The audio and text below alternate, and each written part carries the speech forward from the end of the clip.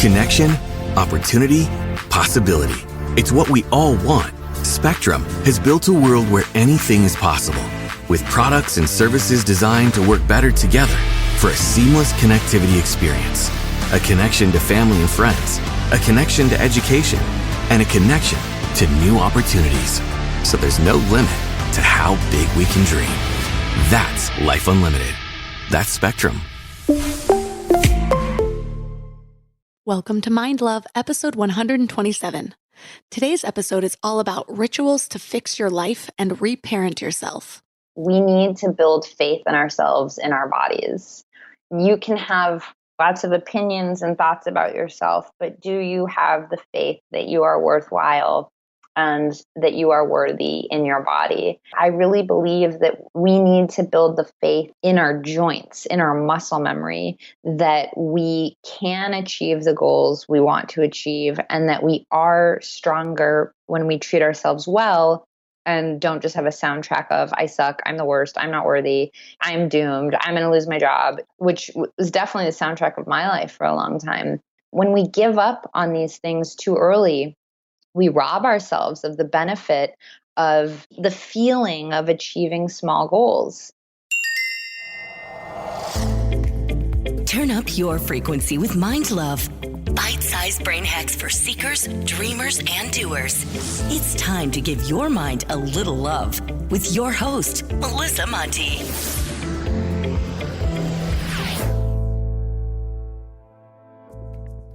Hi, friends and wild people. First off, if you haven't subscribed to the podcast yet, please hit the subscribe button. More subscribers means even better guests and tons more value. Plus, it helps me grow the show so more people can find it. And if you ask me, everyone could use a little more mind love. You guys, I cannot wait for you to hear this episode. This is another one of those conversations that I could have kept going for another few hours. She just felt like an old friend. What's interesting is even though we have completely different childhood histories, we both ended up in a similar spot in our 20s. How, you might ask? Well, it's actually really common because what we figured out is we both just didn't know how to love or take care of ourselves. I actually got a topic request from a listener named Cassandra K, who asked about the mother wound. And although this episode doesn't use that particular term, we will be talking a lot about the thing that heals the mother wound, and that's reparenting ourselves. Reparenting just means being the parent that you never had, to yourself. But what if you had great parents, like I did? Well, reparenting yourself could be being an extension of the parent that you did have, to yourself when you're on your own. I have a great mother. We have our issues, of course, but what mother-daughters don't? She gave me love, she took care of me, I excelled in schools. Yeah, sure, there are things I'll do differently when I raise kids, but I wouldn't change anything about the way I was raised because I love who I am now. And all the things she did, essentially, were big stepping stones in who I am today. My issues arise after a series of events outside of my home life that affected how I valued myself, or how I didn't value myself, I should say. But our guest today, she didn't have parents that took care of her very well. She lived an affluent life, but she was also very neglected, so she didn't even know what taking care of someone, especially taking care of yourself, looked like. And somehow, for both of us, our 20s were a shit show of irresponsible decisions and a whirlwind of self-sabotage. But here's the thing. Whether we have great parents or shitty parents, most of us still haven't been taught how to take care of ourselves in a way that makes us feel like we're thriving. We learn more about how to take care of other people than we do about taking care of ourselves. Well, what we both found was that healing ourselves wasn't about reaching this point of enlightenment or this one big thing that made all the difference. It was more like a series of small decisions and commitments that began to heal one wound at a time. So regardless of your childhood situation, this episode has a ton of value because it's all about the little things that you can do to start to build your life from the inside out instead of the other way around. Our guest today is Tara Schuster. She's an author, playwright, and accomplished entertainment executive, currently serving as the Vice President of Talent and Development at Comedy Central. Her credits include Lights Out with David Spade, Emmy and Peabody Award-winning Key and Peele, and Emmy Award-winning Midnight. Needless to say, I'm very excited to talk to her today. 3 key things we will learn are what it means to reparent yourself, how to stop seeking approval from others, and a journaling ritual to start creating your life with intention. Also, you'll definitely want to check out the show notes for this one at mindlove.com/127 because I have some printables that go along with today's learnings. Before we dive in, do you want to know a great way to start each day with a little more care for yourself? Sign up for the Morning Mind Love for daily inspirational emails right to your inbox. And I'm doing something special right now and tailoring these messages to the things that lift our spirits during self-isolation, fear, and uncertainty. And it's helping. Just yesterday, I got a reply saying, "Thank you so much. These messages are going right to the core of what we need during these troubled times." And someone else who said, "Thank you so much for the Morning Mind Love. They are everything." And when you sign up, you'll get some amazing free gifts, like a free guided binaural affirmation meditation designed to rewire your brain to a higher vibration. And you'll get one of my favorite tools, a booklet of my personal power lists to help you gain clarity and live with intention, even when you're stressed. And it's all completely free. So join over 8,000 people and go to mindlove.com to sign up. Or if you're out and about, just text the word morning to 33777. That's morning to 33777. And now let's welcome Tara Schuster to the show. Thank you for having me, Melissa. I'm happy to be here.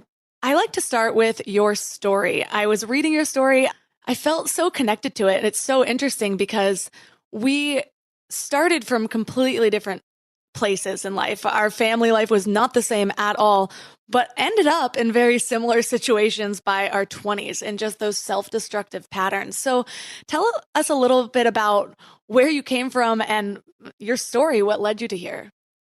Yeah, and that's definitely so interesting because a lot of the feedback I get on the book is that it sort of doesn't matter what your background was. We can all end up in the place that I ended up. It's funny, I never set out to write a book. That was never in my mind. I set out to save my life. So I had grown up in a very neglectful household where things came to die. All of the pets, all of the plants, Coco, the Himalayan cat, was carried away by coyotes, and there was really no adult to do anything about it. It was chaotic, to say the least. And so by the time I was in my mid-20s, I was just this mess wreck disaster of a person. I felt severe anxiety that lived in a little knot above my heart. And you would often find me as the girl on West 10th Street in Manhattan, kind of kneading at her arm and armpit, trying to work out her anxiety because it was ruining her day. And on a good day, you'd find me openly weeping on the subway. And that was a good thing because it means I made it through work okay. And I probably would have just continued in this feeling of a perpetual headache and anxiety had I not hit rock bottom when I drunk dialed my therapist on my 25th birthday.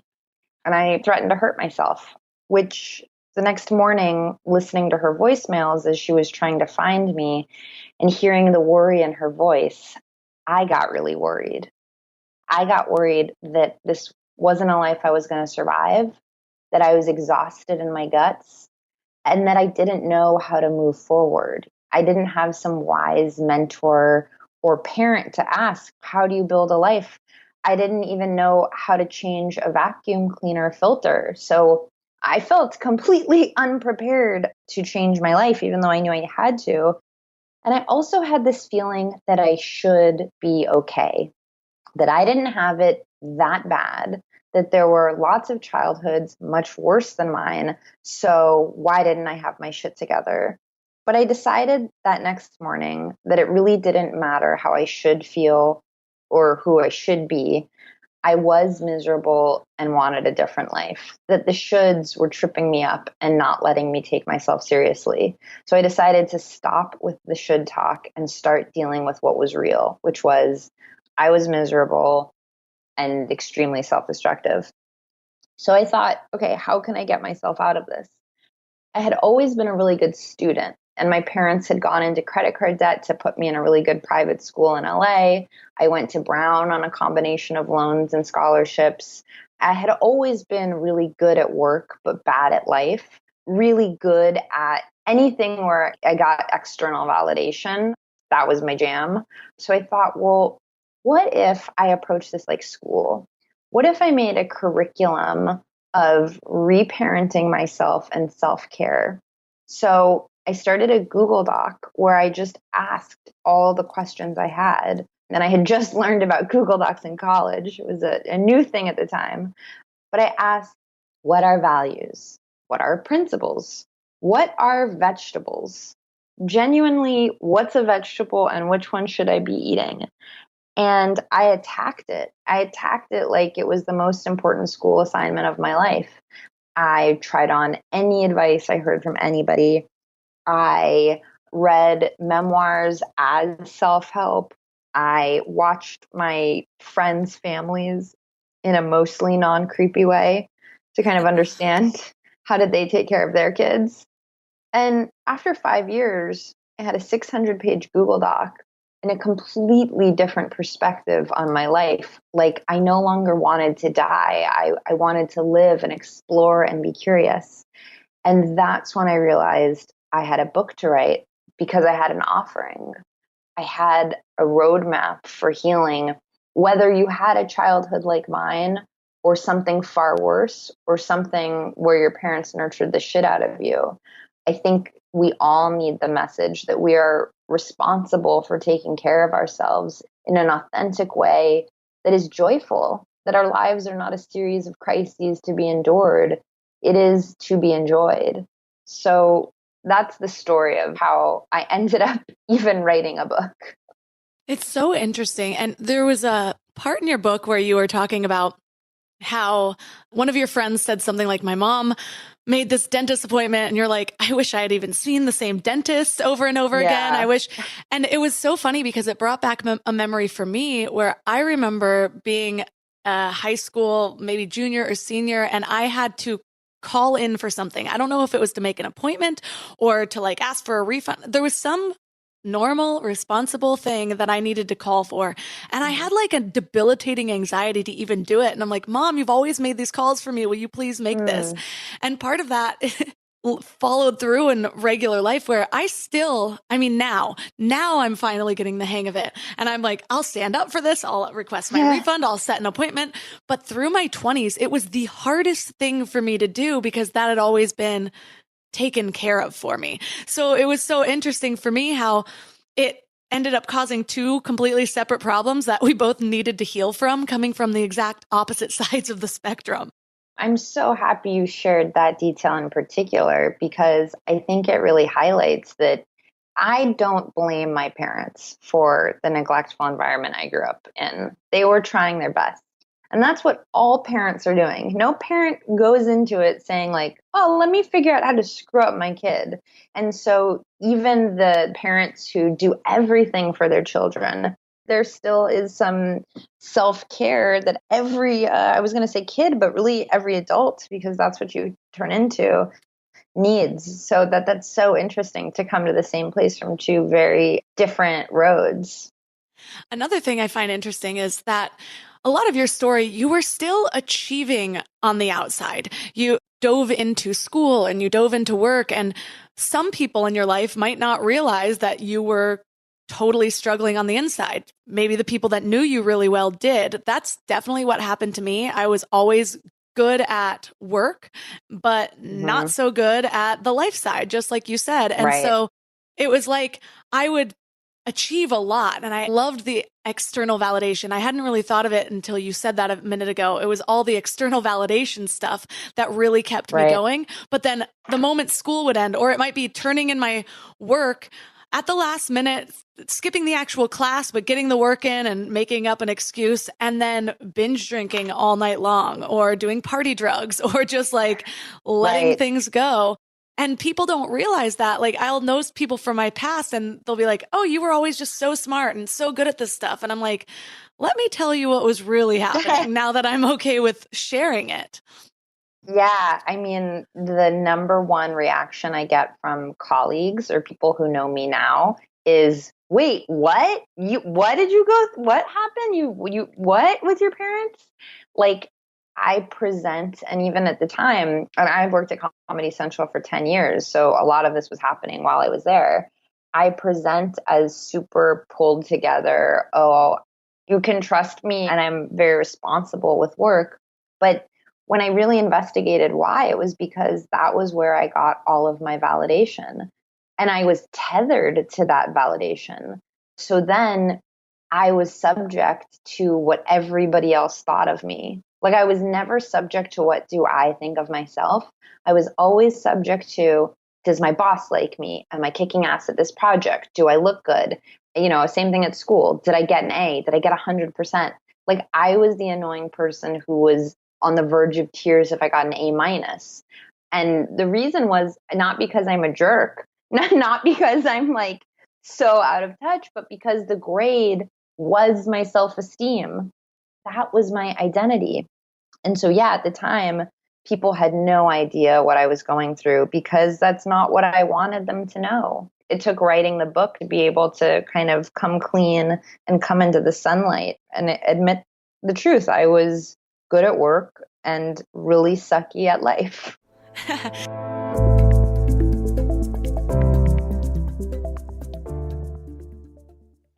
Before we go deep today, I want to give you a little gift, and I want to give it to you every single day. It's called the Morning Mind Love. I know how life can be. You're all fired up after an inspiring episode, and then a new day or a new challenge comes at you, and it's just hard to keep up that energy. Well, the Morning Mind Love is kind of like an oracle from your higher self to help you start each day with a positive focus. Plus, when you sign up, you get 2 free gifts, a 30-minute binaural meditation and 30 days of journaling prompts to help you remember who you truly are. And it's all completely free. So join over 9,000 people and go to mindlove.com to sign up or text the word morning to 33777. You know what's crazy? After all these years of hosting Mind Love and talking to some of the world's leading experts, one of the biggest eye-openers for me has been just how much our gut affects, well, everything. When my gut feels good, my mind feels clear, my intuition is stronger, and I just feel more balanced. And that's why I'm excited about Zoe, a science-backed nutrition company that is totally changing how we understand our gut health.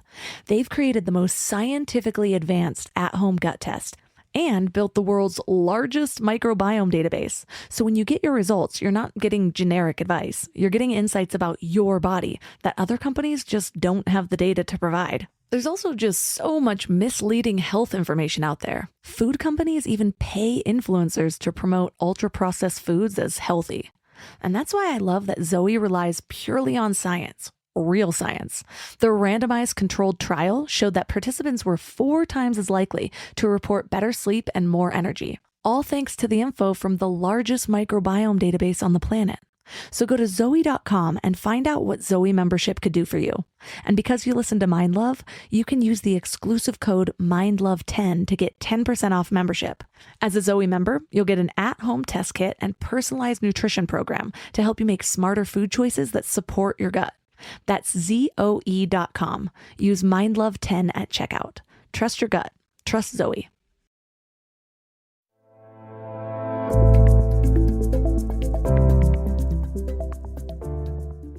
It's also something that I've had to come to terms with because I'm an only child. And so there's something even with that. When I speak to other only children, that validation, it's built into me in a way. And so for a long time, when I started to become aware of my patterns, it was something that I was kind of ashamed of. And I'm like, why do I feel like I need this so much? But what I've learned to do, and maybe as I continue to age and get older and heal and develop, maybe this will shift. But for now, what I've gotten to a place of is transforming that into a better form of validation. Whereas I'm not seeking somebody to say that I'm great for my own self-worth, but I have built something where I still have an audience and it really feeds me to know that I'm helping people. And so when people do reply back, like, this is exactly what I needed, I am so fulfilled in a different sort of way. Like, it's not fulfilling my worth. It's fulfilling my ability to give, my ability to have a place in this world that makes a change.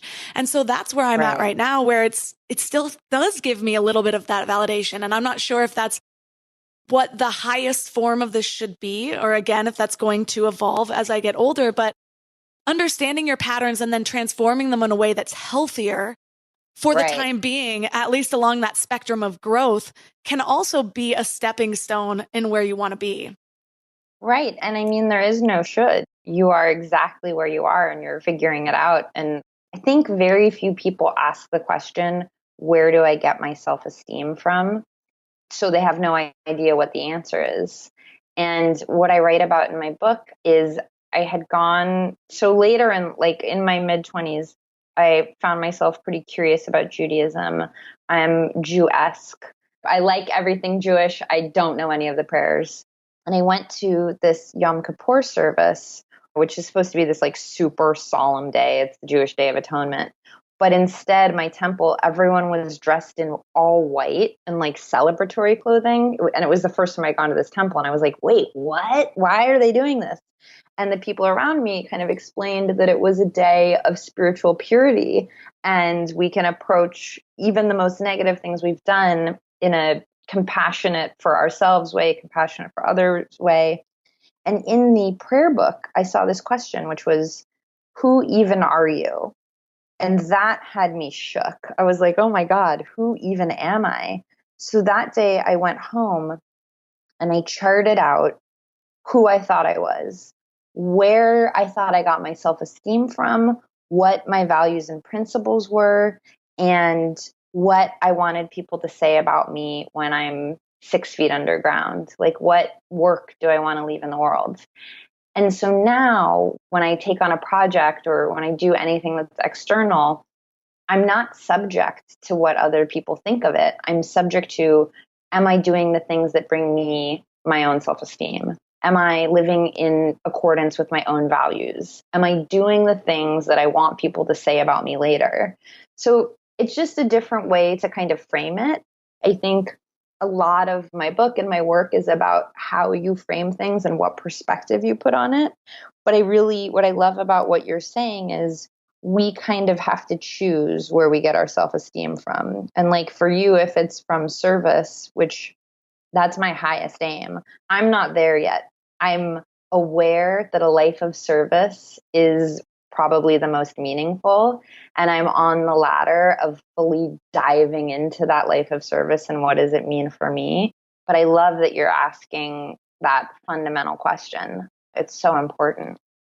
Well, what I found is similar to you, where you're just kind of floating with the wind, like seeking the validation outside of yourself. What ends up happening is, depending on who you're around and what their beliefs are, it can change at any given moment. So you're never quite sure if you're doing it right. And one example I can remember is, so I remember having a friend who was really into fashion, and she had this whole mindset about it where the way you present yourself on the outside is going to affect what you feel on the outside. It shows that you really care for yourself and all of these things.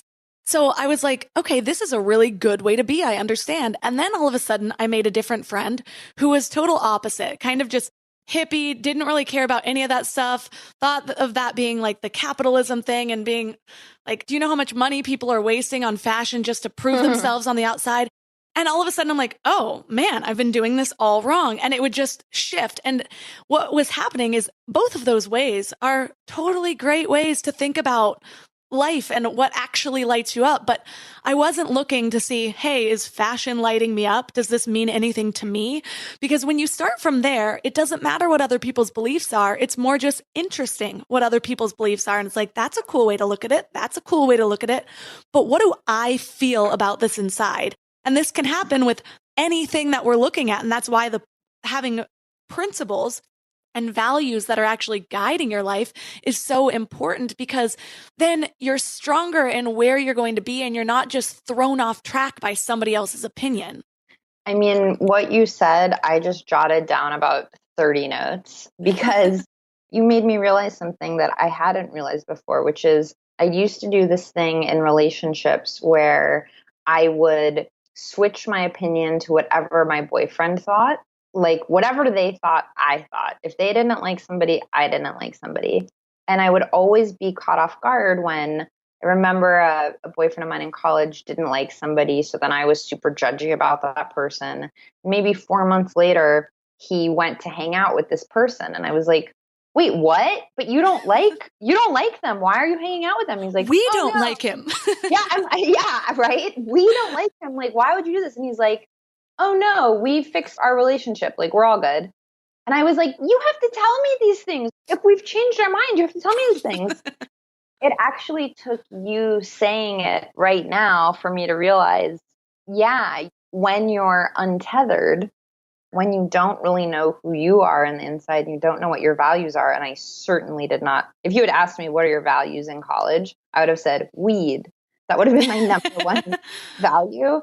We are completely subject to the whims and ideas of other people. And now I'm in a place where, just like you said, when I hear somebody's judgment or opinion, I think, oh, interesting, not, okay, we think that now. So a lot of what you had learned when you're going through the chapters of this book, it's like you were curious and you asked people and you didn't have an ego. Well, you were breaking down your ego of like, is this stupid or is this useful? And you're asking a lot of different people their opinions on things. How did you decide which things stuck and which things maybe didn't feel right for you? It's such a good question. I was so desperate that I would try on anything, like even things that felt too woo woo and out there. I was like, whatever. I'm in no position to judge anything. So I think my humility was just a function of being in the gutter at that point. There really was. That's how I felt about myself. But basically, the things that lit up my soul a little, the things that made my everyday a little better, those were the things that stuck, but I committed to them. So no matter what it was, I committed. And I think what happens, because now people reach out to me all the time, I talk a lot about journaling, for example, in my book and the power of journaling. And I'll get messages, oh, I tried journaling one time and I did it intermittently and it didn't really work for me. And I'm like, okay, well, you didn't try journaling. You don't know what the result is because you didn't actually try it. You didn't actually commit. And I think there's such magic in commitment, committing to journaling, committing to a gratitude practice, committing to exercise. There's momentum in that alone and saying, I am worth this and I am going to commit to this to see what happens on the other side. And then if you decide after a month of journaling that, this made no difference in my life, it didn't make me have more perspective or feel better, then you can ditch it. But for me, the key was I had to be consistent and to commit to something, and then I could ditch it. But I really wanted to try everything that was suggested. That makes perfect sense because I remember I do yoga almost every day. Now that we're quarantined, I do yoga every day. But there was time when ClassPass had just started and I was like, I'm going to try some Pilates reformers classes. And I signed up for a few. They were good. I loved them. But then I went to this one called Pilates Platinum and it was a whole different ball game. It's like 5 times harder than any of the other ones. And it was so funny because there was this woman that was like in this really magical like leopard leotard with these hot pink spandex, and she was like 68 or something like that. She was from the movies, right? And I was sitting there trying to do this inner thigh workout. I could barely do it. And I consider myself to be very athletic. It was so difficult. And she's just like busting away at it. And afterwards, I realized I was using all these tiny muscles that are never hit in a yoga class. And so if I would have been the kind of person that was not used to working out and didn't understand that process of like, okay, I've just tried something new and I have to get through it, I would have stopped right there. But what ended up happening is I pushed on because I was picturing like Madame Leotard over there in all of her glory. And I would go, and every time that I showed up, it got a little bit easier. And it wasn't easy, but it was easier until my muscles got used to showing up for that exercise. And then my body started to crave it. And that happens with a lot of different things where it's hard at first and you're like, maybe I hate this. But if you just push through for a certain period of time and keep your commitment, not only do you feel better about what you're doing, but you feel better about yourself because you start to build that self-belief, the evidence that you are the kind of person that can commit to something. And the more that you try these little things that are supposed to help your life and you stop before they can do any good, first of all, you lose hope in the idea that anything can improve your life, and you lose hope in yourself for actually being able to follow through with anything. I mean, you've hit the nail on the head, and I'm taking so many notes because that is exactly the issue. What I write a lot about is we need to build faith in ourselves, in our bodies.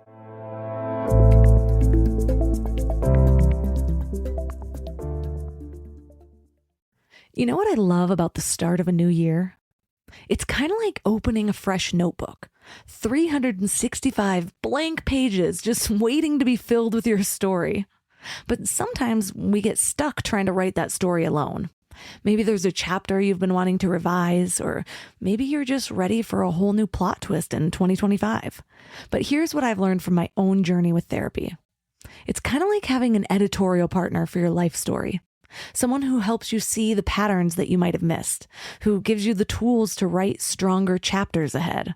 And that's why I'm so excited about BetterHelp. They've made therapy accessible and easy, serving over 5 million people worldwide.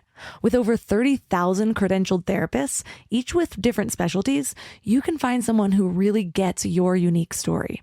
But what I love is how flexible it is. Everything is online, and you can easily switch therapists anytime at no extra cost until you find the perfect fit. And it's not just for people that are dealing with major challenges. Therapy can help anyone become the best version of themselves.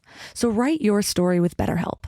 Visit betterhelp.com/mindlove today to get 10% off your first month. That's BetterHelp, HELP.com/mindlove.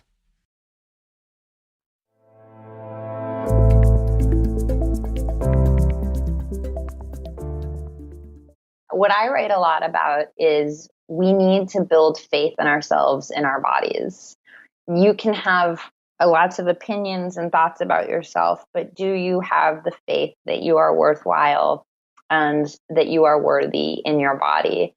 And so I write a lot about exercise. I write a lot about physical rituals like taking a bath and things that are very gentle on yourself, because I really believe that we need to build the faith in our joints, in our muscle memory, that we can achieve the goals we want to achieve, and that we are stronger when we treat ourselves well and don't just have a soundtrack of, I suck, I'm the worst, I'm not worthy, I'm doomed, I'm going to lose my job, which was definitely the soundtrack of my life for a long time. When we give up on these things too early, we rob ourselves of the benefit of the feeling of achieving small goals.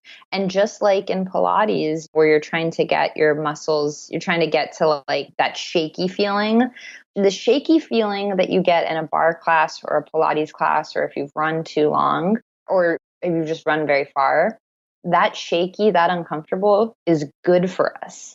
But the moment things get uncomfortable, we tend to jump away. Oh, I don't want that. I don't want to feel uncomfortable. No. But if we lean into the discomfort's just growth. It's just your muscles getting stronger. It's just your mind getting stronger. So that was a big guiding principle for me. If a piece of advice I tried on felt gross, throw up in my mouth, bad, like if I had a horrible reaction to it, I stuck with it more, because I knew that my factory setting is that when something is hard, I run away. And I wanted to change that about me. And you can't change that unless you change that. I actually started writing morning pages this morning. Journaling's been one of those habits that it'll be the first thing I let go of, because it's like my hand cramps. I'm not even used to writing. Right. And I do get a lot out when I'm creating an episode, because I learn, I take notes and all this stuff. So it feels a little bit like journaling, but it's something that I've always wanted. And I'll start up the habit and then stop the habit. So I'm like, well, now is the perfect time, since I'm spending more time at home than I have before. Right. And so I wanted to kind of elaborate on that a little bit for people that are wanting to take up a journaling habit, or they do just have extra time and they want to try to fill it with something. What are some of your tips for what to actually write in these things? What's helpful? What's not that helpful? Right. What worked for you? So it was the first thing I tried in my reparenting self-care journey was journaling. And I asked one of my best friends, Isabel, I'm like sobbing over a glass of Pinot Noir about like, why do no boys like me? And why is my family such a disaster? And feeling really sorry for myself. And she asked if I had ever read this book by Julia Cameron called The Artist's Way. And I said no. And also, that's just about the cheesiest title for a book I've ever heard. And she was like, I think you need that. The book is all about sort of rediscovering your inner artist, your inner child, and about finding prayers for a more abundant universe. Oh my God, I wanted to throw the glass of wine in her face. It was like, But then you'd be wasting wine. Yeah, exactly. So you couldn't do that. But I just thought it was so lame and cheesy. But because I was just, again, on low, willing to try anything, I bought The Artist's Way.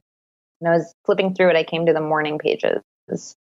And the way Julia Cameron describes them is that they are 3 pages of word vomit every morning before you've, this is how I describe it. I don't think there was Instagram when Julia Cameron wrote the book, but before you scrolled through Instagram to see how many likes your perfectly baked cake got, before you watch the news to see how a pandemic is spreading, before you check in with your bestie on text, you go to the page and you have the responsibility of writing 3 pages of handwritten thoughts. It's not a narrative. You're not telling a story. You're not like, Dear Journal, last night, Andrew said, da da da da. It's not performative in any way. It doesn't have to be good or perfect. And it can just be, oh, I hate these morning pages. I can't wait until they're done. When they're done, I'm going to go on a run, but first I have to finish them. But basically, it's you commit to jotting down what is on your mind, 3 pages every day. And I could not have been more skeptical of the practice. I could not have been a least likely person to journal. I thought journaling was for broken narcissists who just thought they were so important. I have been consistently journaling for 9 years. I have maybe skipped a handful of days, and those days I felt wretched and awful the rest of the day. Because what journaling does is it's like DMing with your soul. Like those little sneaky private messages you need to hear but might be too shy to tell yourself in the real world, you will end up writing in your journal. So my advice to anybody who wants to try journaling is to actually try it and not just scribble some notes 3 days in 1 month. And what I would do is set out a block of time. I suggest 20 minutes. 3 pages takes about 20 minutes every morning for 1 month and see how you do. And if you need prompts, my book has a bunch of prompts, but there are easy things like, how do I feel today? Here's one thing in my life I've been thinking I want to change. In a dream world, my perfect day looks like those, if you just need anything to get started, but really just, how do you feel that morning? I'm in bed. I've woken up. I have a hangover. Probably shouldn't have had that much wine. Today I'm going to, whatever it is, there is no perfect journaling. The other thing I do is when I'm approaching 3 pages is I write the 10 things I'm grateful for. That's about the only part of my journaling that has structure. And that practice has also been pretty life altering. But journaling, it's sticking to it. It's, if you're going to try it, and it is scientifically one of those things where therapists and psychiatrists tout the power of writing your own narrative. It just does help you get through the bad moments, but also the good. There's this amazing Nora Ephron quote where she says, above all else, the heroine of your story, not the victim. And I think there is no better place to do that than in a journal. Yeah, I have made the commitment to journal every day of self-quarantine, so I will send you an email and let you know how it's going. I love that. Please check in with me, please. I will. And one of the prompts that I really particularly loved is you suggested to write a question one day and then answer it the next. And it's like your inner wisdom comes out, because I've always loved even just the simple magic of asking a magic 8-ball or pulling tarot cards. But what I love about this is it has that same feeling of magic to me, but it's like pulling from your own inner wisdom rather than seeking outside of yourself. And I have already been loving the morning pages, because what I found is that I can notice when I'm too invested in social media, or especially now checking the latest updates, because there's like an update every hour about what's going on around us. Right. But I can feel my brain seeking outside of myself. Like, it's like, what do I do next? Let me find something over here. Let me scroll over here. What can I think about? What does Twitter tell me I should think about? Whereas if I am meditating and journaling, especially first thing in the morning, it's like, okay, let me pull from myself first. And it feels more like this idea of blossoming rather than building from the outside. So it's already calmed my brain a ton and makes me feel a little bit more in control of my day. Absolutely. I mean, you are so wise. That's exactly what it is, because you're not subject in the first thing in the morning, you are not subject to the opinions of the external world. For the rest of the day, you will be, but top of the morning, you are not. And so that is the moment to dive within and see what's there, see what wants to talk to you. You know, I talk about journaling. For me, one of the most important things about it was that I had built such a low ceiling over what I thought my life could be. I was 25 and I thought I was too old to ever write, too old to ever be in love, that everything was doomed and that I could never get better at 25. And as I was journaling, that's what I started journaling that. I'm too old. It's too late. It's never going to get better. I'll always be a depressed, anxious mess. There's no help for me. And as I read those words on the pages, I wasn't even aware that I believed those things until I saw them on the page. So journaling gets you in touch with your beliefs. And that's very important because your beliefs are not true. Your beliefs are a bunch of chatter in your brain. The truth is, you can build a glittery life. You can make habits that work for you. The truth was, I was not too old. It was not too late. What does too old even mean for anyone at any age? Like, it was crazy. But a journal, it gets you in touch with what I call my Oprah mind.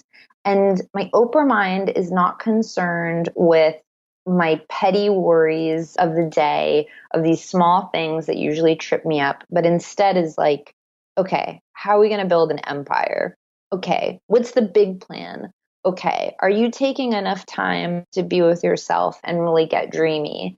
And until I journaled, I really never thought expansively or abundantly about myself. I just let myself believe these limiting beliefs that I wasn't good enough and that things would never get any better. Right. And I always use the visual of when there's things going on in my mind, it's almost like I'm holding the bunch of strings of balloons and I'm like afraid to let them go. And the moment I write it down, it's like, okay, this is already taken care of. This page is holding that Yeah. balloon string. And so it frees up a lot of things. And for me, Yeah. I remember even thinking one of the exercises I did that really helped was taking note of all the limiting beliefs that were happening throughout the day. And when I was introduced to this idea, I was like, I know all of them. They're in my head all the time. Like, I know these. I don't need to write it down. But the more I did it, I was letting the big balloon strings go and being able to uncover all of these layers that I didn't realize were completely guiding my life. And so when you write it down, you're able to see it in the magnitude that it is and be like, hold on, if these are the thoughts that are taking up my brain space, like there's no room for anything to create. And what I also loved is you had a part of your book that really talked about seeking approval of yourself first versus the outside, which we've touched on a lot. But when I was able to clear that space, I was able to actually build ways to approve of myself and to build beliefs and have those be the strings I'm holding on to, or even just like as the foundation of what is in my mind so that I could create from there. And one of the things that you talked about was writing lists. You had a hype men list and a road warriors list and like a no way list. And that was really healing for me too, and realizing who was I surrounding myself with. And there was a period of time where a lot of the people were the no way list. And I'll let you explain what these lists mean. Yeah. So I am a huge believer that all of these thoughts, all of these things, if we write them on paper, we can really deal with them much better. On the page, it's out of your head, it's tangible, it's something you can act on and see in the physical world. And so because I was so tied to external validation, I would go to the worst people possible looking for their approval. Like, if you thought I was just like meh, or like I perceived that you weren't into me, you were the exact person I was going to try to get to like me. Because if you liked me, it meant I was lovable and that I won and that I switched the narrative.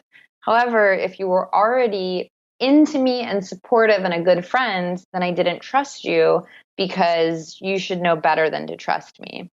And for me, it was something I actually kind of learned about in college because I was always vying for the approval of this like very hip theater professor who was just very cold and dealing with her own issues and her own limiting beliefs and kind of projecting them onto the students, which is pretty common in a creative field, actually. But I didn't know that at the time. And I just wanted her to like me. I wanted her to show up to the plays I was writing. I wanted her to tell me something reassuring, and she never did. And in a very dramatic moment, she didn't show up for the opening of a play I had written, and it broke my heart. And what I realized over time is you have to be really specific about who you go to advice for and who you do seek approval for. Because as much as I get my approval from myself, we're also living in a social world with other people.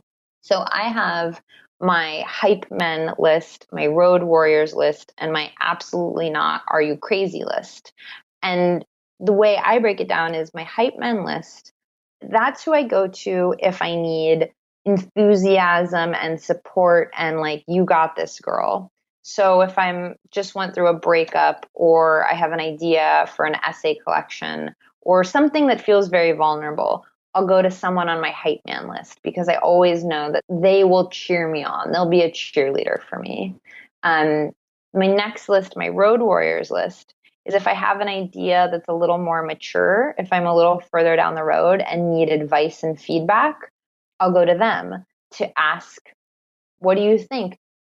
Is there any way you would do this differently? I'm looking for some feedback because there's a big difference between those two groups. One is to hype you up and to just be a fan of yours. The other is to take a more critical look at what you're doing and perhaps offer help. And the third list is the people who I will only ask a question of if I want to drive myself crazy and I hate myself.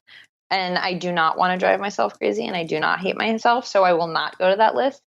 And these are people who have historically told me that they don't think what I'm doing is a good idea or always find fault with my latest project. I mean, some of these people are in my own family and they love me. They're not bad people, but they're really damaging to my ideas and my wishes and my optimism. So I keep them the fuck away from me. I keep them far, far away from me. But it really helps to list it out because, again, it's about being intentional and about being really mindful about, okay, I've got this idea for an Etsy beef jerky company.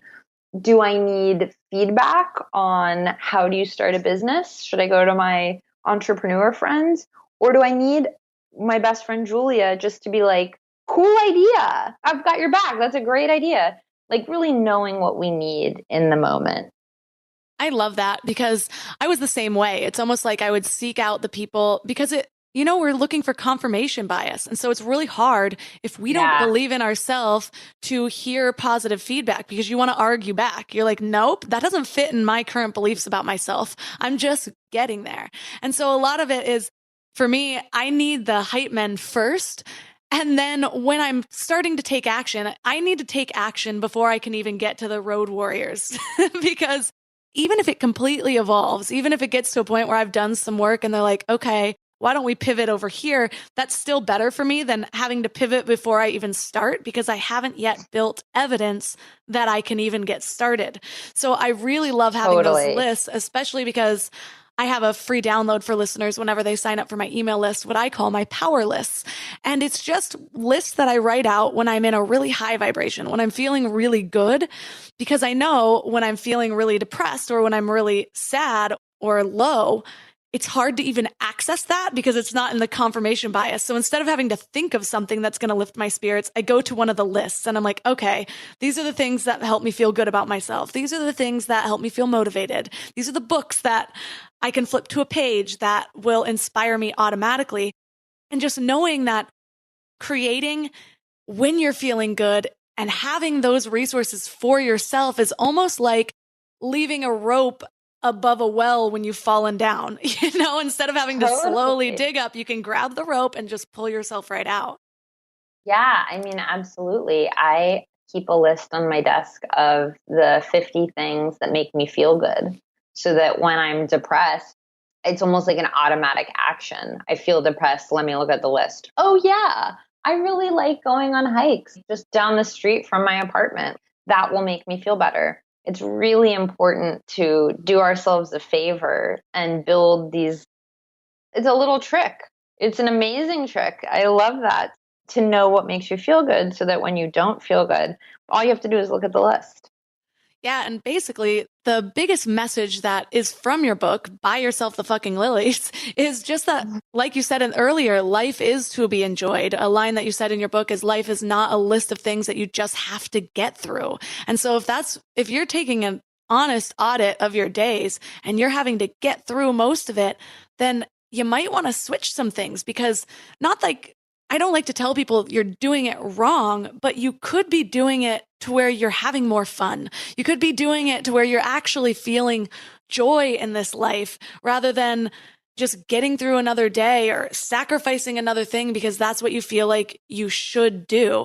So I'm curious now, especially with the hard times that are going on and just the totally unique time that we're living in right now, how are you applying this principle to each day instead of just kind of getting through the fear? Oh, yeah. I mean, I think it's so important in normal life to look at your life as not something to get through, but to be enjoyed. But it's doubly important in a time of crisis like we're in now. And so I've really drilled into my self-care routine. I have lost none of my habits. I think now more than ever, you must buy yourself the fucking lilies.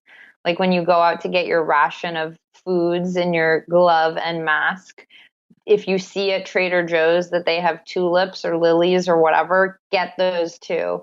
Because this is our life.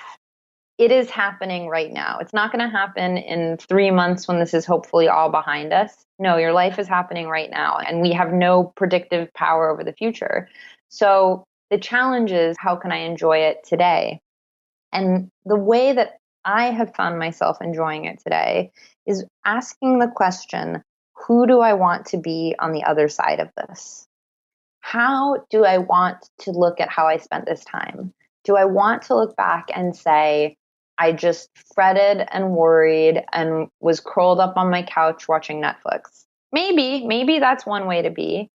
Or do I want to be somebody who took the time to do some self work? I'll always talk about being on a meditation retreat. Well, guess what? I've got ample time to do an at home meditation retreat. Do I want to be a person who was of service to her community and reached out to other people in a crisis? Do I want to be a person who never forgot to buy herself the lilies? Really ask yourself, who do I want to be on the other side of this? And I think I also have come up with small goals. I have been bemoaning that there's not enough space in my kitchen for my teas, that they just kind of like sit on a counter and dawdle there. And I really don't like clutter. So you know what? I did something about it. I have time right now. I ordered a floating shelf to put in the kitchen. And that sounds so simple and so silly, but it's something I just didn't have the time for before. And so I think coming up with asking on a spiritual level, who do I want to be on the other side of this? But also making the small practical adjustments in your living space, or maybe it's a physical fitness goal, like I want to do yoga every day of this. I think finding those little ways to kind of reframe this as, what will you do to enjoy this more and to be more mindful in this time? I think that's really the key. Wow. I got so many chills when you were talking, because I've been leading morning meditations on Instagram Live every day at 9 a.m. Pacific Standard Time. And today was all about self-love. And what I ended it with was really thinking, instead of visualizing yourself as, how am I barely going to survive this? How am I going to transform on the other side of this? Who am I going to be? And it was like the exact same thing that you were saying. So this message is obviously the one that needs to get out there today. So thank you so much for everything that you shared with us. I'm only halfway through the book and I can't wait to finish it. So I highly recommend that. I'll be linking to that and anything else that we mentioned, including The Artist's Way, in the show notes. But for listeners who are really resonating with you, where is the best place that they can connect with you online? Yeah, so I'm on Instagram way too much. I'm Tara Schuster on Instagram, and I reply to everybody because I want community too. And if you go to my website, taraschuster.com, I have a newsletter where I give one not so cheesy, you'll throw up in your mouth self-care tip every week. So you can go on the website and subscribe. All of the links from this episode will be at mindlove.com/127. I'll be linking to Tara's amazing book, Buy Yourself the Fucking Lilies. I'll also link to the book we referenced, The Artist's Way.